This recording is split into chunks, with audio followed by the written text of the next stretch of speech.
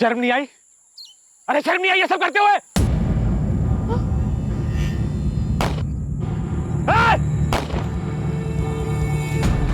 Sir कहा हम इसे शहर के बाहर ढूंढ रहे थे और ये यहाँ कनौजी नगर में खड़ी थी। हाँ, लेकिन इसके मिलने से एक और सवाल खड़ा हो गया। क्या सर? गाड़ी का नंबर प्लेट येलो है। हाँ सर, इस कार को पता और टैक्सी यूज किया जा रहा था, क्योंकि अगर चेंज करना ही था तो पूरा नंबर प्लेट चेंज कर दे या कार का कलर चेंज कर दे ताकि टैक्सी पहचान में ना आए। लेकिन विनोद ने जो गाड़ी के पेपर्स दिखाए थे उसमें कमर्शियल यूज के बारे में कुछ नहीं लिखा था कि गाड़ी प्राइवेट। सर कहीं ऐसा तो नहीं कि गैरेज ओनर विनोद हमें घुमाने के लिए कोई कहानी बना रहा हो, ट्रांसफर सिर्फ एक बहाना हो, असल डील किसी और ही बात की हुई हो। और चलेगी ना? ऐन मौके पे धोखा तो नहीं देगी? अरे चलेगी, एकदम धाई से चलेगी। एक काम करो, आरटीओ से क्रॉस चेक करो कि गाड़ी का रजिस्ट्रेशन क्या था, और अगर सही निकले तो शहर में जितनी भी कैब कंपनीज हैं सबके साथ चेक करो कि ये गाड़ी किस कंपनी के साथ रजिस्टर्ड थी। सर आरटीओ ऑफिस से पता चला है कि गाड़ी का ट्रांसफर कमर्शियल यूज के लिए करवाया गया था, परमिट लीगल है। एक प्राइवेट कैब कंपनी है राइट कैब्स, मनीषी कार वहीं पर रजिस्टर्ड थी। मैंने सारी डिटेल्स रागिनी को दे दी।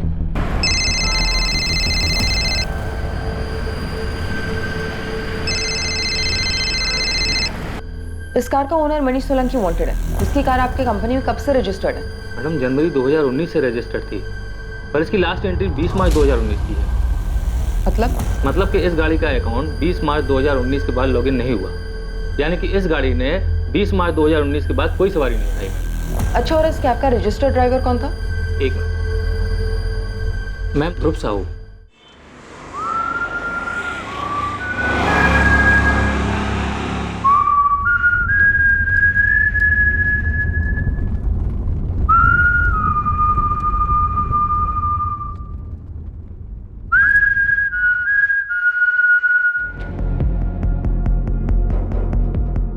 The number you have called is currently switched off. Please try again later. Thank you. Sir right cab company से पता चला है कि मनीषी कार पे ध्रुव साहू नाम का ड्राइवर चला रहा था। कैब कंपनी से ध्रुव साहू का रजिस्टर्ड मोबाइल नंबर मिला जो फिलहाल स्विच ऑफ। और इसके घर का एड्रेस?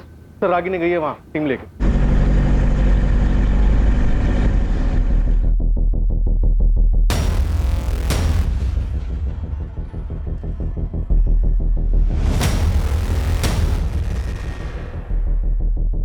क्या सोनू, कोई खबर लाया या फ्री की चाय पीने आया?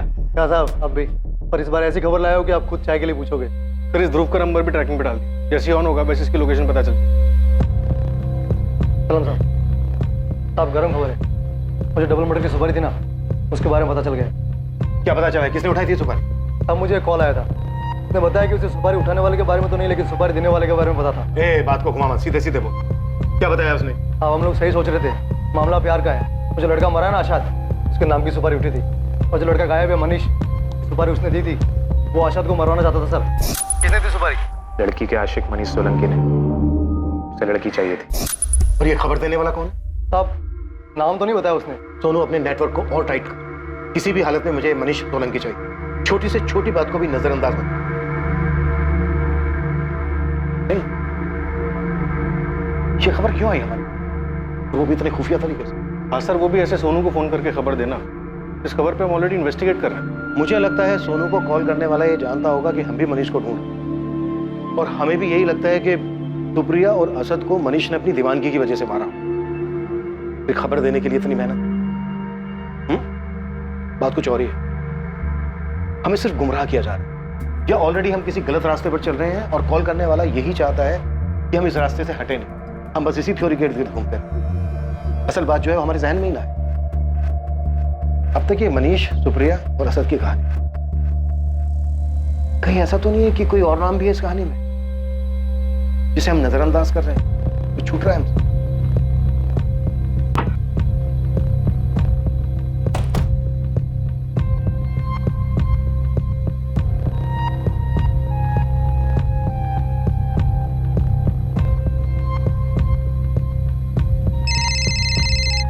हाँ रागिनी, सर इस ध्रुव के घर पे तो ताला लगा हुआ है, लगता है उससे पुलिस आने की खबर मिल गई होगी। कल रात तक तो उसका फोन चालू था, लेकिन आज सुबह से बंद है। लेकिन ये ध्रुव हमसे भाग क्यों रहा है? हो सकता है ये मनीष के साथ मिला हुआ हो और उसी के साथ भाग रहा हो। रागिनी एक काम करो, आसपास पता करो ध्रुव के बारे में। मनीष की गाड़ी तो काम पे जा नहीं रही थी, तो इस बीच ये ध्रुव कहाँ था, क्या कर रहा था? Yes sir.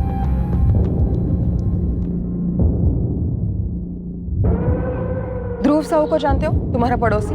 जी मैडम, क्या हुआ? इस वक्त कहाँ मिलेगा, कुछ पता है? मैडम इस वक्त तो वो काम पर होगा। कहाँ काम करता है? ध्रुव ड्राइवर है, पास में पीके एंटी ट्रेवल एजेंसी है, तो उनके लिए गाड़ी चलाता है। ध्रुव साहू कहाँ मिलेगा? ध्रुव? क्यों, क्या हुआ मैडम? उसने कुछ किया है क्या? यही तो पता करना। ध्रुव कहाँ है? जी परसों रात को एक सवारी को लेकर मुंबई गया था। वैसे तो आज सुबह तक उसे वापस आ जाना चाहिए था, पर जब मैंने उसे फोन किया तो उसका फोन ऑफ था। मुझे लगा थोड़ी देर में आ जाएगा। उसके जाने के बाद कोई कांटेक्ट, कोई फोन वगैरह? नहीं मैडम, सवारी को छोड़ने के बाद उसने कल सुबह मुझे फोन करके बताया था। उसके बाद से कोई बात नहीं हुई और मेरे भी दिमाग से निकल गया। पर मैडम आप लोग उसे ढूंढ क्यों रहे हो? ध्रुव परसों रात मुंबई के लिए निकला था, उसके बाद उसका कुछ भी पता नहीं। वो टूर्स एंड ट्रैवल्स के ओनर अभय ने ध्रुव से आखिरी बार बात कल सुबह की थी। इसकी कॉल डिटेल्स रिपोर्ट क्या कहती है? सर ध्रुव की लास्ट लोकेशन मुंबई में जोगेश्वरी एरिया थी, दोपहर 12 बजे तक। उसके बाद उसका फोन स्विच ऑफ है। अगर ध्रुव अपने क्लाइंट को लेकर मुंबई गया था तो इसका मतलब साफ है कि मनीष ध्रुव के साथ तो नहीं है। लेकिन अभी तक मनीष और टैक्सी के बीच का मिसिंग लिंक ये ध्रुव ही है। इस ध्रुव का हमारे लिए मिलना बहुत जरूरी है। ध्रुव के घर के बाहर एक कांस्टेबल तैनात है। पीकेएनडी ट्रैवल्स की दुकान पर भी निगरानी रखी है और उसका फोन तो ट्रैकिंग पर है ही। सर ध्रुव के वापस आते हमें पता चल जाएगा। मेरा मनीष कोई खून कर ही नहीं सकता, वो कोई गलत काम नहीं कर सकता। बेटा है वो मेरा, बहुत अच्छी तरह से जानती हूँ मैं उसे। क्या हम सच में मनीष को जानते हैं लता? हाँ? मैं उसके लिए पुलिस से लड़ता रहा, कहता रहा कि हमारा बेटा कभी कुछ गलत नहीं कर सकता, हमें विश्वास है उस पर। आज पता चल रहा है कि वो हमसे झूठ बोलता रहा। एमबीए कोचिंग के नाम पर हमसे 2 लाख रुपए लिए और उसकी गाड़ी खरीदी। एक लड़की को प्रपोज किया और उसके इनकार करने के बाद भी उसके लिए ज्वेलरी खरीदता है। और अब जबकि उस लड़की की लाश मिली है तो पुलिस कह रही है कि मनीष ने उसका मर्डर किया, उस लड़की सुप्रिया और उस लड़के असद का। तुम अब भी कहोगे कि हम मनीष को जानते हैं? बोलो लता, बोलो बोलो, हम मनीष को जानते हैं। पापा देखिए, अब आप हिम्मत मत हारिए और हम अभी किसी नतीजे पर नहीं पहुंचते। आनंद, उसे रातों रात 10 लाख रुपए चाहिए। हमने मनीष से कभी सवाल नहीं किया, लेकिन करना चाहिए था। तुमसे 1,30,000 रुपए लेकर वो फरार है और हमारे पैसों पर वो अपने जुर्म से भाग रहा है। तुम कसम खाओ लता कि अगर उसका फोन आया तो तुम छुपाओगी नहीं। उसके लिए अच्छा होगा कि वो खुद को पुलिस के हवाले करे। मैं नहीं मानती कि मेरा बेटा कोई गलत काम कर सकता है। आपको, पुलिस को, सबको गलतफहमी है। मैं कह रही हूँ कि वो किसी बड़ी मुसीबत में फंसा हुआ है।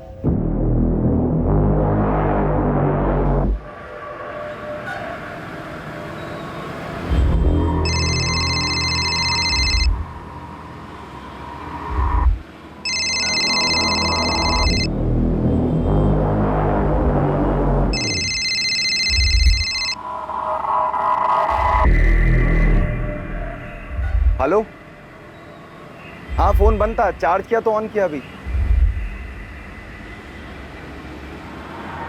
पुलिस? हाँ अहमदाबाद के बाहर हूँ।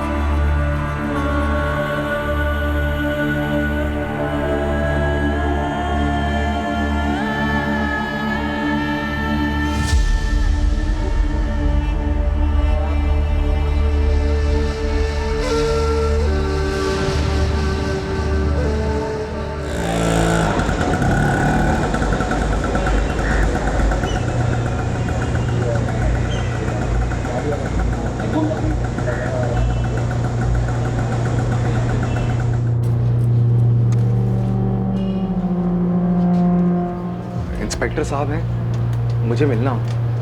आप कौन? मैं ध्रुव साहू। शायद मुझे ढूंढ रहे हैं। साहब मैं मुंबई से लौट रहा था, मेरी रास्ते में गाड़ी खराब हो गई। रात बहुत थी, सुबह तक इंतजार करना पड़ा। फिर कैसे भी करके कोई मैकेनिक ढूंढा, गाड़ी ठीक करवाई। पूरा दिन निकल गया मेरा। फोन की चार्जिंग खत्म हो गई थी। मैकेनिक के पास फोन चार्ज किया तो अबे भाई का फोन आया। वो बोलने लगे कि आप लोग ढूंढ रहे हैं मुझे। सीधी गाड़ी खड़ी करी मैं और यहाँ पर आ गया आपके पास। तेरी गाड़ी सच में खराब हो गई थी या फिर भागने की फिराक में था? साहब मैं क्यों भागने लगा, गाड़ी सच में खराब हो गई थी, नहीं तो मैं सुबह पहुंच जाता यहाँ पर अहमदाबाद में। और साहब हुआ क्या है, मुझे क्यों ढूंढ रहे थे आप? मनीष सोलंकी कहाँ है ध्रुव? क्या हुआ? क्यों गया? सब पता है हमें, मार्च तक गाड़ी चला रहा था तू उसकी। हाँ साहब मैं मनीष की गाड़ी चला रहा था, पर जैसा कि आपने बोला मार्च तक, उसके बाद मुझे नहीं पता वो कहाँ पर है। आखिरी बार कब मिला था मनीष से? कुछ 3 महीने पहले, जब मैं गाड़ी खड़ी करने गया था उसके यहाँ पर। जान पहचान कैसे हुई थी तेरी उसके साथ? साहब वो मेरे पुराने ऑफिस के पास रहता था, जहाँ पर मैं गाड़ी चलाता था पहले। पीके एजेंसी? नहीं साहब, माँ जर्नी ट्रेवल्स, वो वहीं पर ही आता था गाड़ी भाड़े पे लेने के लिए। तभी हमारी बातचीत होने लगी, जान पहचान हो गई थोड़ी सी।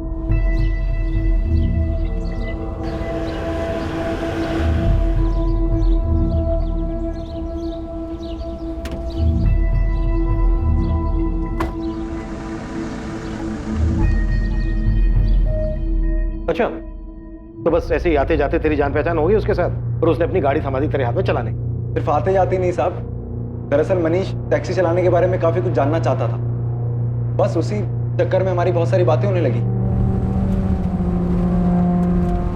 दिन का कितना कमा लेते हो? अपनी गाड़ी ने भाई, नौकरी करता हूँ, 15,000 बन जाता महीने का। यानी हर दिन का 500? हाँ। और मालिक कितना कमा लेता है इस टैक्सी से? मोटी रकम ही कमाता होगा भाई, पता नहीं कितने कमाता है। फिर भी कोई अंदाजा तो होगा? अभी यार 15,000 रुपये मुझे देता है वो, 20,000 पकड़ लो तुम पेट्रोल और मेंटेनेंस का। अब आदमी 35,000 रुपये खर्च कर रहा है तो 35-40 तो बचता ही होगा उसको ऊपर से। 40,000 का प्रॉफिट? हाँ भाई, इतना तो बनता ही होगा, इतनी गाड़ी खरीद के धंधे में लगाना क्या फायदा है ना? तुम क्यों पूछ रहे हो? नहीं बस ऐसे ही। साहब उस दिन तो कुछ नहीं बताया उसे, पर कुछ दिन बाद फोन करके गैराज में बुलाया।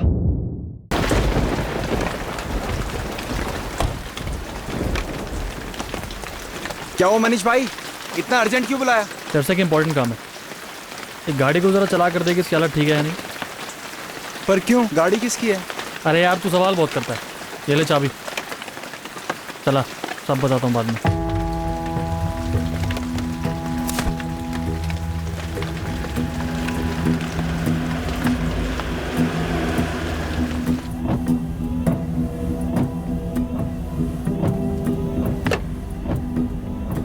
गाड़ी की कंडीशन सही है? हाँ भाई गाड़ी एकदम सही है, पर मामला क्या है? कुछ नहीं, गाड़ी को खरीद कर कैब कंपनी में लगाने की सोच रहा हूँ, क्या बोलता है, सही रहेगा? कैब? भाई कहाँ इन सब चक्करों में पड़ रहे हो आप? अरे चक्कर वक्कर कुछ नहीं है, सीधा बिजनेस है। गाड़ी ड्राइवर चलाएगा, मेरे कुछ पैसे बन जाएंगे। अब ये बता कि गाड़ी मेरी हुई तो क्या तू चलाएगा? तुझे कितने मिलते? 15? मैं 18,000 दूंगा। हाँ चलाएंगे ना भाई, बिल्कुल। साहब मनीष लड़का अच्छा था, पैसे अच्छे दे रहा था, अब मैं भला क्यों मना करने लगा? उसने गाड़ी खरीद ली, मैंने गाड़ी चलानी शुरू कर दी उसकी।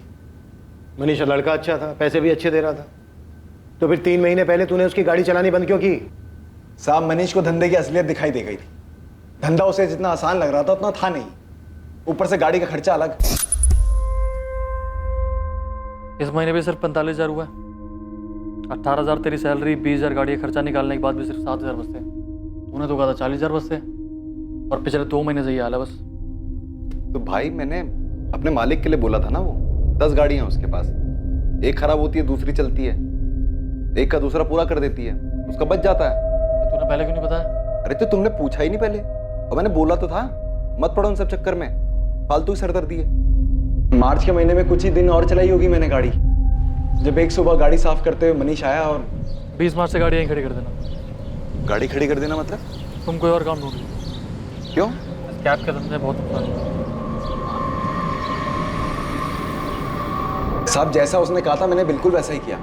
20 मार्च को गाड़ी उसके घर के नीचे आके खड़ी कर दी मैंने, चाबी उसके हाथ में रख दी मैंने। अब वो कैसा है, कहां पर है, मुझे नहीं पता। पता नहीं है या फिर बताना नहीं चाहता?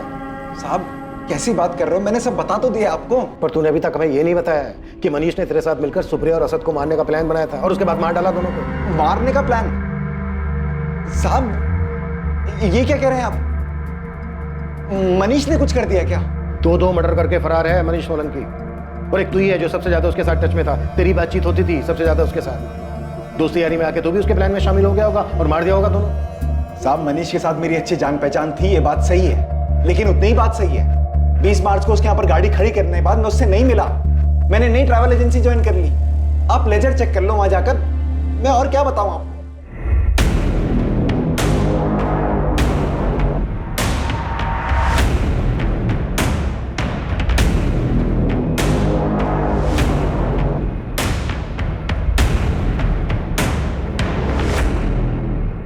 ये केस दिन पे दिन घूमते जा रहा है, इसका कोई एंड ही समझ नहीं आ रहा। सर अभी तक तो ऐसा लग रहा था ये सब कुछ मनीष का किया था। उसी ने असद को मारने की सुपारी निकलवाई और उसके बाद अपने घर वालों से जितने पैसे हो सके वो लेकर फरार हो गए। अगर सुपारी निकली तो किसी ने तो उठाई हो। हम ऐसी थ्योरीज पे काम नहीं कर सकते, पुख्ता चाहिए हमें। सिंह, सोनू और बाकी खबरियों को बोलो कि मुझे जल्द से जल्द सुपारी उठाने वाले का नाम चाहिए।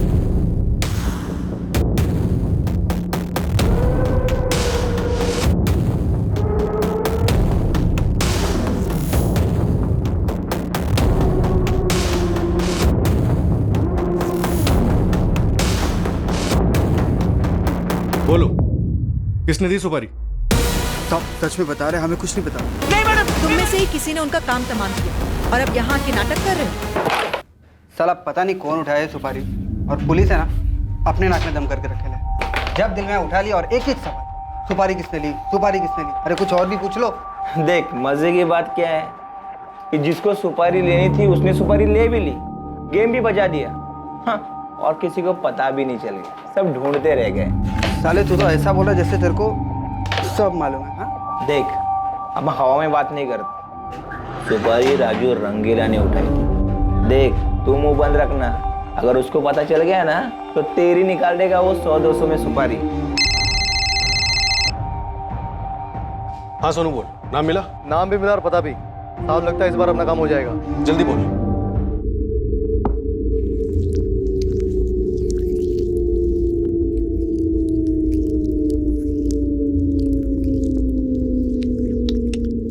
अबे पिंटू, यहाँ लड़की लोग के माफिक धीरे धीरे हाथ चला रहा है, थोड़ा दम लगा। खाना वाना खाया कि नहीं तूने? अबे रुक क्यों गया? साफ सुन गया क्या तेरे को? ए रंगीले, पिंटू को छोड़, चल हमारे साथ जेल, तेरी मालिश का इंतजाम करके रखा है। सब बात क्या हुआ? अरे साहब मैं सच बता रहा हूँ, मुझे सुपारी के लिए बोला था पर मैंने सुपारी नहीं उठाई। तूने कहा और हमने मान लिया, सुपारी उठाने में तू नंबर 1 है। तुझे लगता है तेरी इस कहानी पे भरोसा कर लेंगे हम? साहब मेरी बात तो सुनो, मैंने सुपारी के लिए मना किया क्योंकि पैसा बहुत कम था। मटर तो हुए, अगर सुपारी तूने नहीं उठाई तो फिर किसने उठाई? अब मुझे क्या पता, पर मैंने कुछ नहीं किया। अरे जिससे सुपारी दी थी उससे पूछो ना आप। मनीष सोलंकी, यही नाम है ना उसका? पता नहीं साहब, नाम तो मैंने ये पहली बार सुना। साले नाटक करता है। कहाँ छुपा है मनीष? साहब मैं सच बता रहा हूँ, मुझे किसी मनीष सोलंकी ने सुपारी नहीं दी थी। तो फिर किसने दी? ये साला मनीष खुद तो निकल गया, हमें फंसा गया। हाँ यार, बस एक बार हाथ आ जाए तो बताता उसे। चुप कर, यह जान पे बनी हुई है, दीवारों के भी कान होते हैं। पता नहीं किस बात पर कब पुलिस फिर से उठा के ले जाए।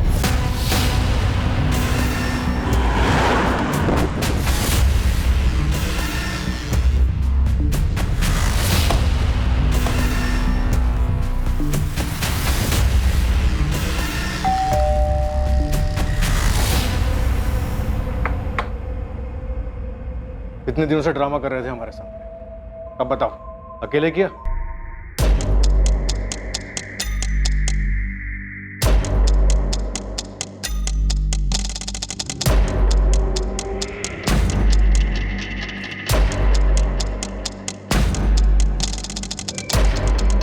हाँ साहब यही है।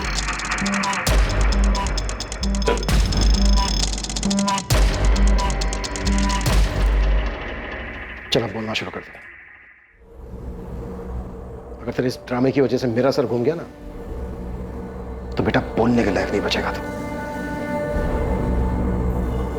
सुप्रिया ने हमारे परिवार की नाक काटने की ठान ली थी, तो उसे मारने के अलावा मेरे पास और कोई चारा नहीं था।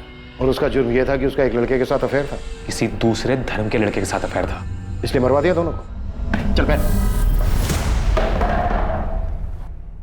अब बता क्या क्या हुआ था डिटेल में, सब कुछ। छुट्टियों में सुप्रिया राजकोट आई हुई थी और फिर एक दिन सुप्रिया अपना फोन देना था, फोन की बैटरी खराब हो गई है, चार्ज ही नहीं हो रहा।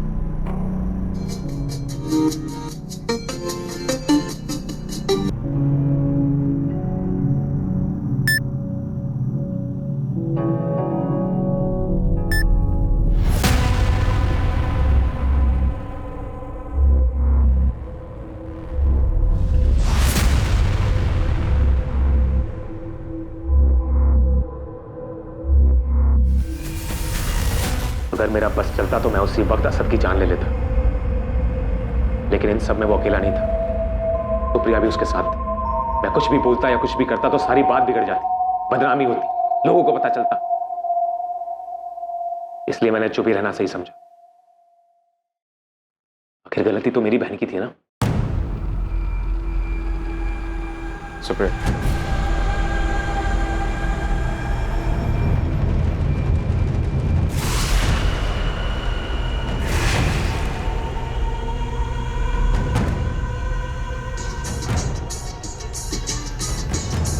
मैंने किसी को कुछ नहीं बताया और अगले दिन काम का बहाना बना के मैं अहमदाबाद आया और असद के बारे में पता करने लगा। असद का रूटीन पता करने के बाद उसे सिर्फ मारना बाकी था।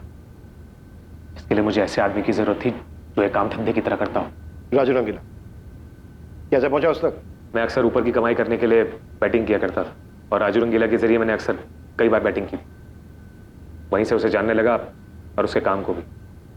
और असद को मारने के लिए मुझे राजू रंगीला से बेहतर आदमी नहीं मिल सकता था, इसलिए उसे कांटेक्ट किया।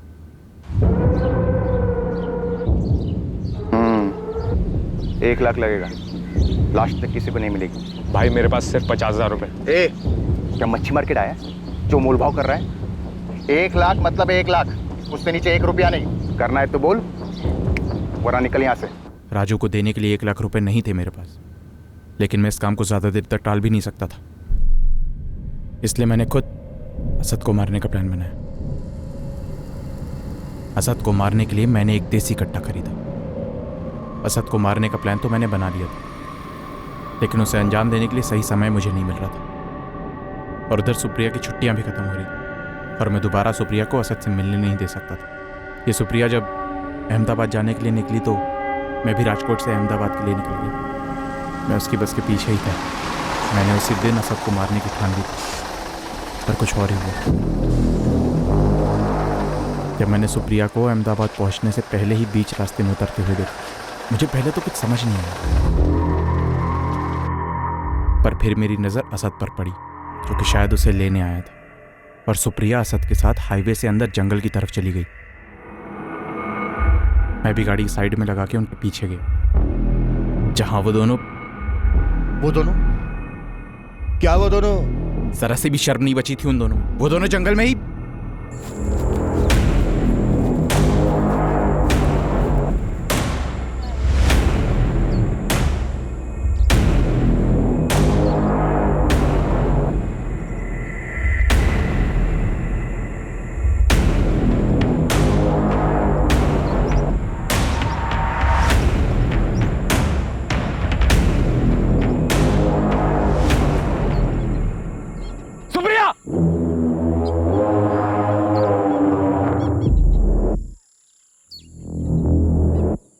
शर्म नहीं आई? अरे शर्म नहीं आई ये सब करते हुए?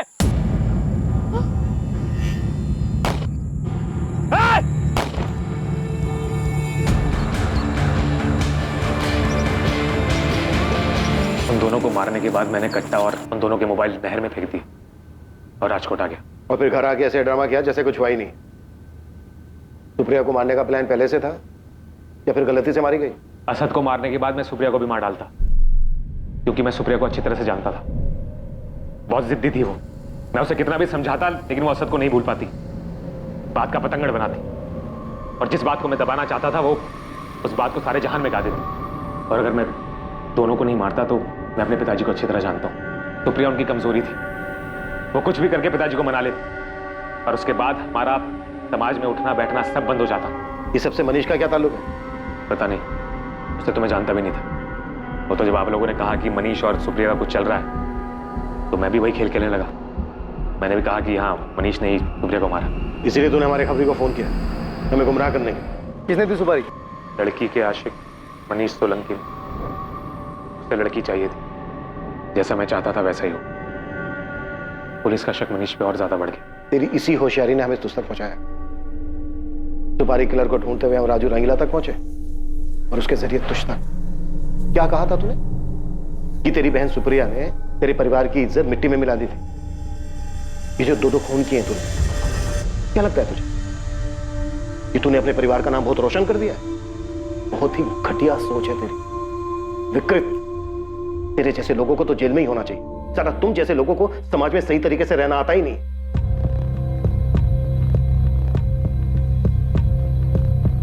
अगर मनीष का सुप्रिया और असद के मर्डर से कोई ताल्लुक नहीं है तो फिर किस चीज से भाग रहा है वो? उसका 10 लाख रुपए मांगना, झूठ बोलना, अलग अलग एटीएम से पैसे निकालना, आखिर किस कांड में फंसा हुआ है?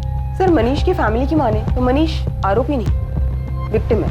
हमें इस केस को एक अलग नजरिए से देखना होगा। मनीष से जुड़ी हुई एक एक डिटेल्स बारीकी से पढ़ो, एक एक छोटी छोटी चीज, कोई ना कोई सबूत, कुछ ना कुछ तो ऐसा है जो हमसे छूट रहा है।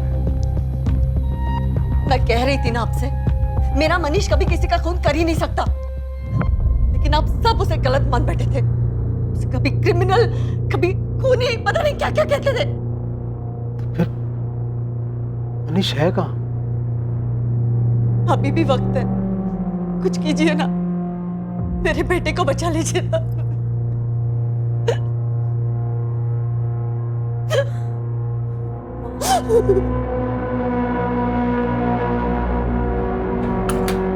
सर, 4 जून की शाम तक मनीष का फोन लोकेशन उसका रूम में था और उसके बाद उसका फोन यहाँ भोपाल में दिखा, जहाँ वो देर रात तक ऑन रहा, जहाँ से उसने अपने माँ बाप, अपनी दीदी, जीजा, अपने दोनों दोस्त सलील और वैभव इन सबको कॉल्स किया और सुबह तकरीबन 4 बजे उसका फोन स्विच ऑफ हो जाता है और फिर उसके अगले 2 दिन यानी 5 और 6 जून को उसका फोन ऑन ऑफ होता रहता है। सर, यही तो अजीब बात है, 4 से 6 जून के बीच फोन की लोकेशन भोपाल ही थी। वो कहीं पर भी गया हो, आता तो यहीं पर आता। उसका फोन भी स्विच ऑफ इसी एरिया में हुआ, उसका लास्ट लोकेशन भी भोपाल ही था।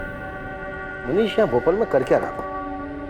मनीष के माँ बाप और उसके दोस्तों का तो यही कहना है कि इस एरिया में उसकी जान पहचान का कोई नहीं था। सर, एक और अजीब बात क्या, जिन 4 एटीएम से पैसे निकाले गए थे यानी 5 जून को ओधव और कालूपुर और 6 जून को चांदखेड़ा और जुहापुर, और हर दिन start and end point Bhopal ही है। ये चारों एटीएम्स भोपाल से काफी दूर है। भोपाल से उसके आसपास के इलाकों में भी कई एटीएम्स हैं। तो फिर उसे भोपाल से इतनी दूर जाकर पैसे निकालने की क्या जरूरत है? सर, हो सकता है मनीष किसी और की नजरों से बचना चाह रहा। हाँ, लेकिन मुझे लगता है कि इन चारों एटीएम की लोकेशन हमारा ध्यान भटकाने के लिए चाहिए, ताकि हमारा ध्यान इन एटीएम की लोकेशंस पर रहे और मेन लोकेशन भोपाल पर हमारा ध्यान ही ना जाए। एग्जैक्टली। मुझे लगता है कि मनीष यहाँ भोपाल में ही बैठ के गेम खेल रहा है। इस केस को लेकर हमें जो भी मिलेगा वो यही मिलेगा। लेकिन सर, भोपाल तो काफी बड़ा इलाका, वहां पे कुछ ढूंढना ऐसा है जैसे कि भूसे में सुई को ढूंढना। काम मुश्किल तो है, लेकिन इस केस की गुत्थी यहीं सुलझेगी। यहाँ जरूर कुछ ऐसा है जो इस केस के लिए है।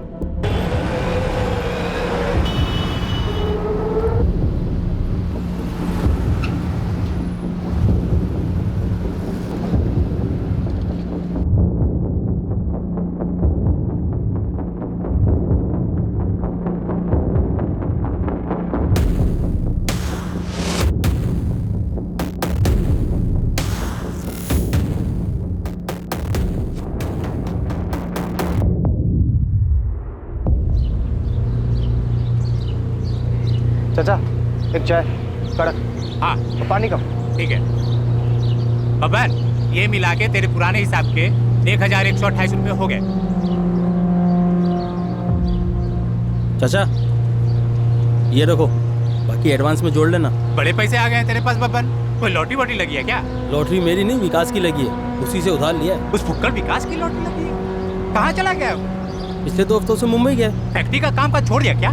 वो सब तो पता नहीं, पर हाँ, उसके हाथ में गहरी चोट लगी, मजबूरन छुट्टी देनी पड़ी मालिक को। उस फटीचर विकास की तो नसीब ही खुल गई, लॉटरी भी लग गई और छुट्टी भी मिल गई। साहब, यही भोपाल इलाके में रहता है, मैंने पता किया। कल तक तो उसको खाने के लाले थे, अब आज काम धंधा छोड़कर मुंबई में घूम रहा है विकास। और उसके इलाके में लोग बता रहे हैं कि एक महंगा वाला टीवी भी लिया। उसकी औकात नहीं है साहब ये सब करने की। भोपाल में एक फैक्ट्री में काम करता है, वहाँ पता किया तो पता चला कि काम पर ही नहीं आ रहे। कुछ चोट वोट लगी उसको 4-5 तारीख के आसपास। इस विकास का मनीष से क्या कनेक्शन है? ये तो पता नहीं है सर। मनीष गायब हुआ 4 तारीख को और उसी के आसपास ही विकास भी बाहर, ऊपर से लॉटरी भी लगी। अंधेरे में तीर है साहब, अब याद देख लो कि ये तीर आपके निशाने पर है या नहीं। इस विकास का नंबर दे मुझे। सर, विकास का फोन फिलहाल अनरीचेबल है, लेकिन उसका फोन लोकेशन रिकॉर्ड एक इंटरेस्टिंग कहानी बता रहा है। सर, विकास का फोन 4 से 6 जून के बीच भोपाल में था। इतना ही नहीं सर, जब मनीष का फोन लोकेशन ओधव, जुहापुरा, कालूपुरा और चांदखेड़ा के एटीएम के पास था, इस विकास का भी सेम था, ठीक उस टाइम पर जब एटीएम से पैसे निकाले। इसका मतलब यह भी हो सकता है कि मनीष की जगह पर विकास गया हो पैसे निकालने एटीएम से, या फिर यह विकास भी मनीष के साथ हो। सर खबरी राजन के हिसाब से इस विकास की कदकाठी मनीष से काफी मिलती है, लेकिन सर हमारे काम की बात ये नंबर, इस नंबर पे विकास रेगुलर टच में था। यह बहुत शातिर समझता है अपने आप। यह शुरू से ही मनीष के करीब था, अब मनीष तक हमें यही पहुंचाएगा। उठा गिलास साले को।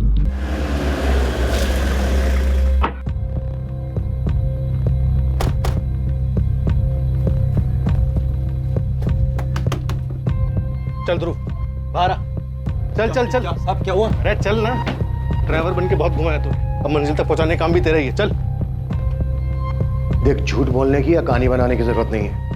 ये खेल तूने और विकास ने साथ में मिलकर खेला है, ये तुम दोनों के कॉल रिकॉर्ड से पता चल गया है हमें। एटीएम से पैसे विकास ने निकाले थे, ये भी पता है हमें। अब तो ये पता है मनीष कहाँ है और वो छिपा हुआ क्यों है। बता रहा हूँ मैं साहब, बता रहा हूँ साहब। साहब मैं गुजरात में पैसे कमाने आया था यूपी से। मेरे को अपनी टैक्सी खरीदनी थी, कारोबार जमाना था मेरे को यहाँ पर, और ड्राइविंग करके गुजारा हो नहीं पा रहा था। मैं बहुत ही ज्यादा परेशान हो गया था। जब मनीष से मिला और कुछ दिनों बाद उसने गाड़ी खरीद ली, मैं गाड़ी चलाने लगा। मुझे पता था साहब इसको धंधे के बारे में ज्यादा पता नहीं है, तो मैं धंधे में थोड़ा हेरफेर करने लगा। कभी गाड़ी की मरम्मत के बहाने, कभी उसका डीजल बेचकर मैं हेरफेर करने लगा पैसों का। मेरे को लगा मनीष को पता नहीं चलेगा, पर 1-2 महीने बाद उसे सब पता चल गया और फिर उसने नौकरी से निकाल दिया मेरे को। ध्रुव, 20 मार्च से गाड़ी यहीं खड़ी कर देना। गाड़ी खड़ी कर देना मतलब? तुम कोई और काम ढूंढ लो। सब पैसे की बहुत जरूरत थी मेरे को, और मनीष ही दे सकता था मेरे को पैसे। मेरे को लगा इसके पास पैसे हैं, फिर मैंने उसका किडनैपिंग करके फिरौती मांगने का प्लान बनाया। मैं अकेला ना कर पाता ये काम, तो मैंने विकास को पूछा, उसको भी पैसे की जरूरत थी। कितना मांगेंगे? 10 लाख रुपए। इतने मिल जाएंगे? मिल तो जानी चाहिए, मोटी पार्टी है। तो कब करना है? जितनी जल्दी हो सके उतना जल्दी। सब मनीष ने नौकरी से जरूर निकाल दिया था मेरे को, पर आते जाते मेरी मुलाकात होती रहती थी उससे, तो किडनैप करना कोई बड़ी बात नहीं थी मेरे लिए। बस झांसा देना था कैसे भी करके। अरे चलो ना तुम भी, बर्थडे दोस्त का, पार्टी वार्टी करेंगे। तेरे दोस्त को मैं थोड़ी जानता हूँ, मैं क्या करूंगा वहां आके? अरे तो बैठोगे ना यहाँ पर, वहां चल के बैठ लेना। मैं विकास की बर्थडे पार्टी का बहाना बनाकर मनीष को भोपाल ले आया विकास के घर पर। कैसी लगी पार्टी? भाई बढ़ते में तो मजा आ गया। मेरा हो गया। अरे ले लो और बस बस।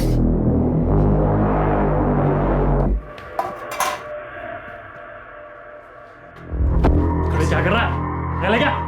प्रूफ क्या है ये? घर फोन कर अपने, 10 लाख मंगा चल। 10 लाख? कितने हो गया तू तब आजाद होगा, तब 10 लाख रुपए हमें मिलेंगे। क्या बकवास कर रहे हो तुम लोग? बकवास नहीं कर रहा, पैसे मांग रहा हूँ। घर पे फोन कर 10 लाख मंगा और बोला किडनैपिंग हुई है, अरे पूरे का पूरा अंदर घुसेड़ दूंगा, समझा क्या? हाथ छोड़ का ले। अरे फोन कर घर पे, चल पैसे मंगा। मनीष को काबू करने के बाद हमने मनीष के घर वालों को फोन लगवाया उससे। अर्जेंट काम है, वो 10 लाख रुपए चाहिए मुझे। मगर भिखारी निकले सबके सब, सालों के पास पैसे ही नहीं थे। उसके जीजा से कैसे भी करके 1,30,000 रुपए का जुगाड़ हो पाया, जो उसने मनीष के अकाउंट में अगले दिन डाले, और मनीष के अकाउंट में पहले से ही थे कुछ 20,000 रुपए। तो कुल मिलाकर हमारे पास कुछ 1.5 लाख रुपए बन रहा था। हमने सोचा कि जो मिल रहा ले लेते हैं उससे, नहीं तो इतनी मेहनत की है वो भी बर्बाद जाएगी। और इसकी जीजा ने पैसे भेज दी। ले सी गाड़ी की चाबी, ले एटीएम निकाल लेना पैसे। हाँ सुन, फोन पे ले जा, और ये हुडी पहन के जाना इसकी। वो एटीएम के कैमरे में शक्ल नहीं दिखनी चाहिए, इसे मुंह झुका कर पैसे निकालना। पैसे लेने के बाद मनीष का क्या किया तूने? कहाँ है वो? क्या करना है इसका? क्या करें, छोड़ देते हैं इसे? छोड़ेगा साला, सब भोग देगा पुलिस वालों को जाकर। तो कुछ तो करना पड़ेगा इसका, मैं इसे थोड़े ना छोड़ सकते हैं पर इसे। विकास बोल रहा था इसे मार के फेंक देते हैं, उसके अलावा कोई चारा नहीं है। मुझे डर लग रहा था, पर जो होना होता है वो होकर ही रहता है। ए चल उठ, चलना है। कहाँ चलना है? जन्नत चलेगा?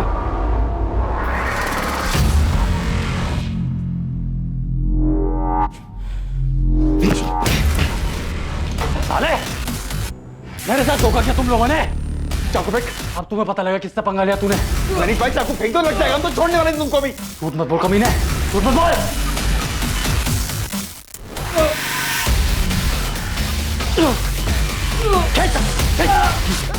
साले, ये थाली में खाया उसमें छेद किया तूने। भुगतोगे साले, भुगतोगे तुम।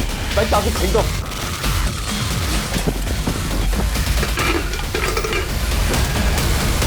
मनीष की लाश का क्या किया तूने? हमने उसकी लाश को पास के जंगल में ले जाकर दफना दिया।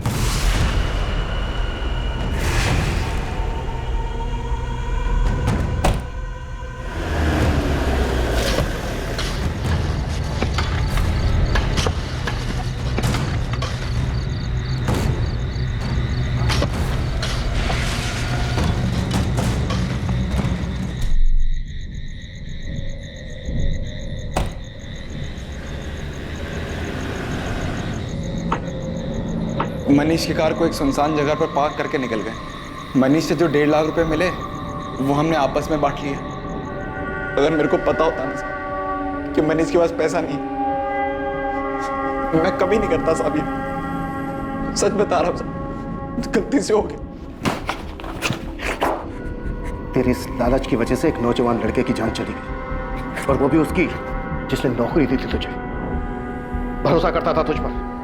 और तू ये गलतफहमी का नाटक कर रहा है। अगर मनीष की जगह कोई और होता ना, उसके साथ में तू यही करता, क्योंकि तेरी फितरत में ही धोखा है। तेरे जैसे लोगों की वजह से लोगों का इंसानियत में से भरोसा उठ गया है।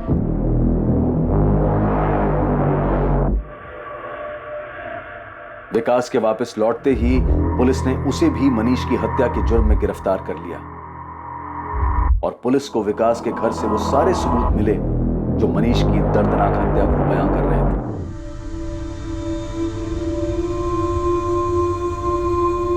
जहां एक तरफ मनीष के परिवार वालों को यह स्वीकार करने में बहुत मुश्किल हो रही थी कि किसी और के लालच के अंधेपन की वजह से उनके बेटे की हत्या कर दी गई थी, वहीं किशोर को यह यकीन ही नहीं हो पा रहा था कि उनके अपने बेटे सतीश के अंदर भरे जहर की वजह से उनकी बेटी सुप्रिया उनसे दूर हो गई। और तीसरी ओर सतीश की दकियानूसी सोच के कारण असद के परिवार ने अपनी इकलौती उम्मीद, अपना बेटा खो दिया था।